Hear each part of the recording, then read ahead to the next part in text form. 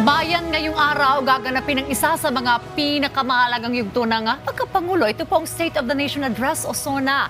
Dito inaasang ilalahad po ng ating mahal na Pangulo mga nagawa ng gobyerno, mga hamong kinakaharap at mga prioridad para sa mga susunod pang taon. Upang bigyan tayo ng mas malalim na kaalaman patungkol dito, kasama natin si Professor Paul Maica, isang political analyst. Magandang umaga po and welcome po sa Rise and Shine Pilipinas, Prof. Maica.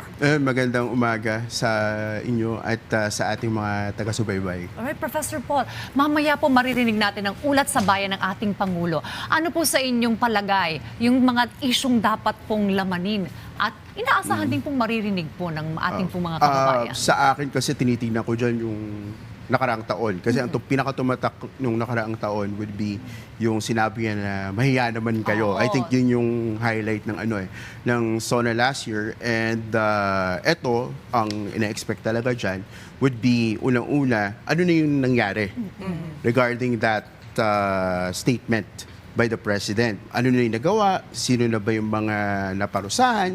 Meron na ba talagang accountability? So parang yun yung unang-unang titingnan. Ikalawa, siguro pinakamalapit ngayon na issue sa ating mga kababayan would be yung tungkol sa pagtaas ng presyo ng ng mga bilihin, papasok na rin diyan yung sa trabaho, sa kahirapan.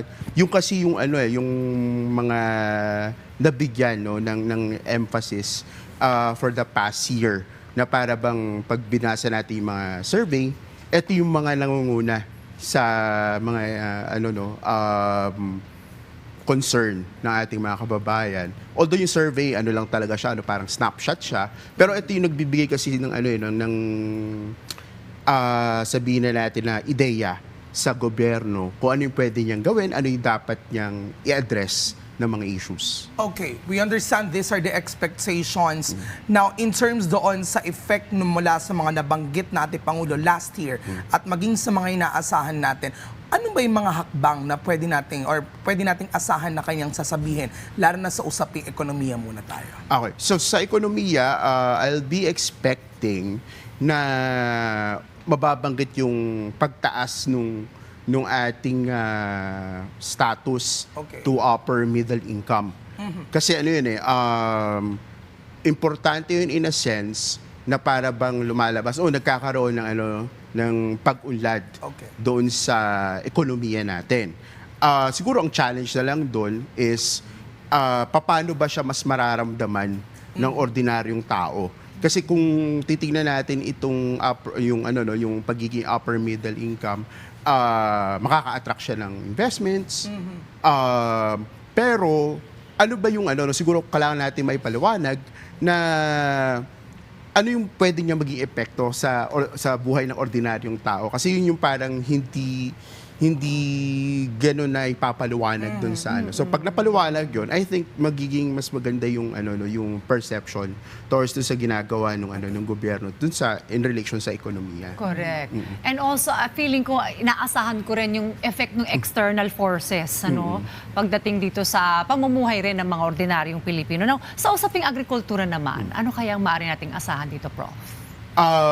Sa agrikultura, sa mga nasa leksiko, parang maraming naibigay na titulo ng lupa sa mga magsasaka. Ang susunod na hamon, kumbaga, paano naman siya mapagpapatuloy yung suporta sa mga magsasaka. Kasi halimbawa, kahit nasa kanila na yung lupa, hindi naman agad-agad na makakapagtanim sila. So, kailangan patuloy yung suporta. And I think meron naman na suporta for that. Kaya nga it's a good you could say it's a good success na merong it's a good achievement na merong at least naibigay na yung lupa. Ang kailangan ay yung patuloy na suporta sa mga magsasaka. Okay. Good that you've mentioned about economic development and how it's being felt by the masses. You've also mentioned here yun sa usapin ng sustainability and agriculture. In total, we want to know siguro yung anong mga programa o reforma ng administrasyon sa tingin niyo nagbigay ng malaking benepisyo sa tao?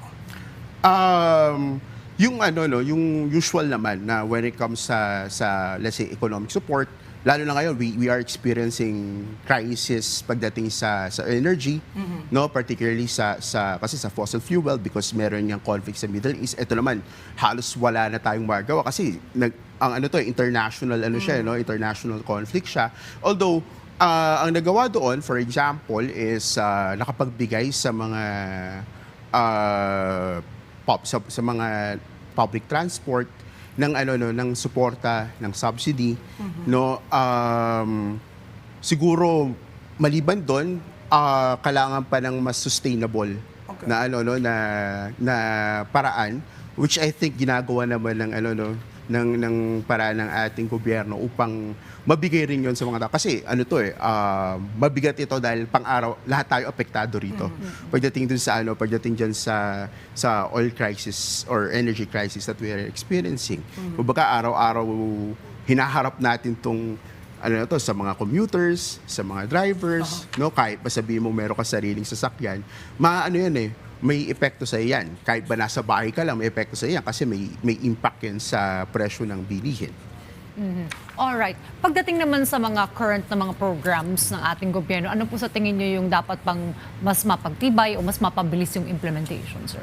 Siguro, ang sa akin lang, halimbawa, yung binabanggit ko dun sa suporta sa ating public transport. Maliban sa pagbibigay sa kanila ng mga dole-outs or ng support na financial support, pwede pa tayong makaisip ng ibang paraan para mas makatulong pa sa kanila.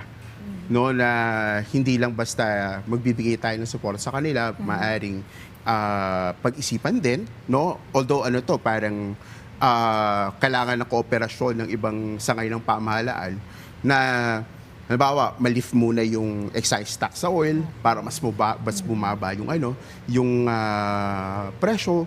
To make Tapos, statutes like that, yeah. Kailangan yun no? Kasi wala tayong magagawa. Deregulated din yung ating oil prices. Then, aside from that, di ba, meron naman tayo yung tinatawag na 4Ps. No? Meron tayong 4Ps. Nabibigyan ng suporta, tapos kahit pa paano may social impact siya kasi may mga studies naman na nagpapakita na may social impact na may 4Ps. Ang susunod na lang doon, ano pa ba yung pwede nating maibigay sa mga kababayan na parang livelihood? Ano pa ba yung, paano pa ba natin sila mabibigyan ng mas maraming trabaho? Which is kasama din yung pag-attract ng let's say foreign investors. Kaya nga importante yung nabanggit ko kanina about yung pagkakaroon or pagiging upper middle income natin. Okay, somehow we've evaluated some of the programs of the administration. But now, batay sa mga nagawa naman ng administrasyon, ano yung mga inaasahan natin na dapat mas pagtuunan pa ng pansin natin pamahalaan sa susunod na taon? I think papasok na diyan yung yung sa corruption issues. Okay. Yun yung kasi naipangako yun last year. Meron naman nangyari this year, yun nga lang may perception from the public baka kulang pa. No, na kumbaga wala pa talagang nananagot na yung malalaking isda kung meron namang mga nakulong na, meron ng kaya lang parang we need more. Parang ganun yung ng publiko ganun yung tingin ng publiko.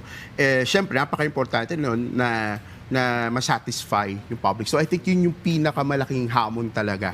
Lalo na nung last year na SONA, ito yung binigyan ng emphasis ng Pangulo. So kailangan talaga magpatrabaho. So especially 2 taon na lang siya. No, this is his second to the last SONA. So ito yung kumbaga ito na yung panahon ng legacy building sa kanya.